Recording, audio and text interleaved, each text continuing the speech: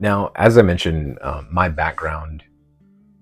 church background, church culture growing up was IFB. It was Independent Fundamental Baptist. And one of the things that I was taught consistently was that the Bible is our sole authority for faith and practice. And as a teenager, when I began to be called into the ministry, when I began to desire to teach God's word to God's people, one of the things that took place was examining everything. And that's normal. That's, the sort of like, well, let me look, and why do we do this? It's the questioning of everything.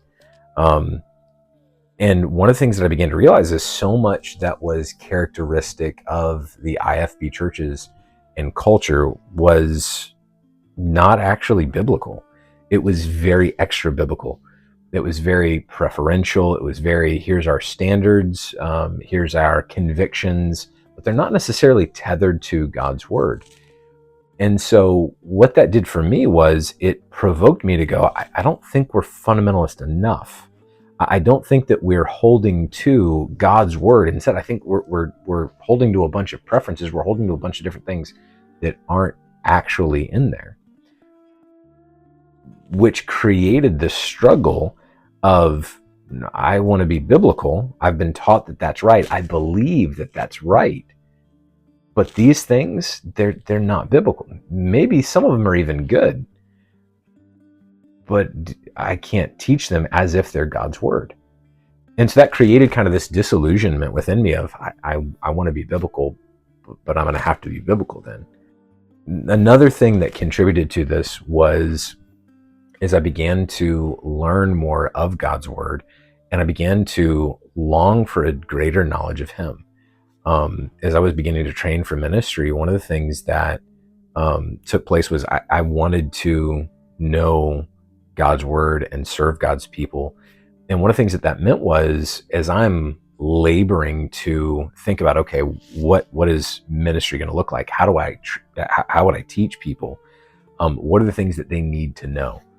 And so much of what I experienced in many churches and in many IFB circles was a lot of superficiality, especially that looked like we care a lot about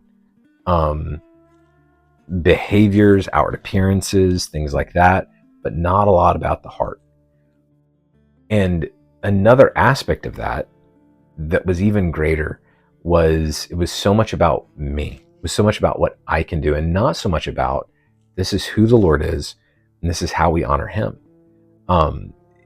So much was based on human accomplishment, human endeavor and energy, and not on, and here's who the Lord is, and here's why you should worship and marvel and be in awe of him.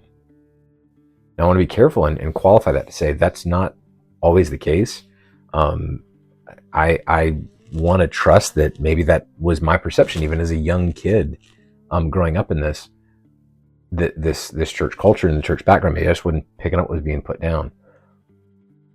But now, even looking back, what are the things that are most talked about? What are the things that are the highlights? What are the things that are the emphasis in conferences and college messages and things like that, in churches when you have the evangelist in?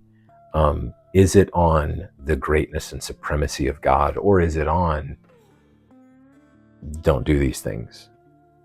And again, it creates that disconnect, that disillusionment, that I don't want that. I want, what does the Lord actually say? And I remember, especially as I started to recognize, I don't think I can stay in this. I don't think this is the kind of church culture that I want to be a part of.